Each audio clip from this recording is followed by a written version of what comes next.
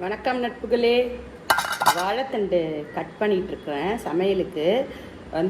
அதுக்கு ஒரு சின்ன டிப்பு தான். நிறைய பேர் நம்ம இப்போது இதெல்லாம் சமைக்கிறதில்ல. ஆஃபீஸ்க்கு போகிறோம், காலையில் டைம் இல்லை அப்படின்னு சொல்லிட்டு நம்ம சமைக்கிறதில்ல. நமக்கு சண்டே ஹாலிடே ஒரு நாள்னால் அப்போ அந்த மாதிரி டைம்லேயாவது நம்ம அதெல்லாம் வாங்கி சமைச்சு சாப்பிடணும். நல்ல ஃபைபர், ரொம்ப நல்லது. இது என்னோடய ஃப்ரெண்டு வீட்டில் மரம் மழைக்கு விழுந்துருச்சுன்னு சொல்லிட்டு மரத்தை வெட்டியிருக்காங்க. அப்போ அந்த தண்டை கொடுத்தாங்க. அதை தான் நான் இப்போ கட் பண்ண போகிறேன். வாழைத்தட்டு நம்ம கட் பண்ணும்போதே அது கருத்து போயிடும். அதனால் கொஞ்சம் மோரில் போட்டு வச்சிட்டோன்னா அது கருக்காமல் இருக்கும். இப்படி நம்ம ஒரு ஸ்லைஸ் பண்ணும்போதே நார் வரும். இந்த நாரை எடுத்துடலாம்.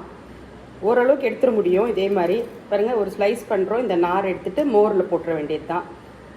இதே மாதிரி திருப்பி ஒரு ஸ்லைஸ் இந்த நாரை விரலில் சுற்றிக்கிட்டு மோரில் போட்டுடலாம். ஓரளவுக்கு வாயில் மாட்டாது நமக்கு. இந்த டிப்பு உங்களுக்கு யூஸ்ஃபுல்லாக இருக்கும்னு நினைக்கிறேன்.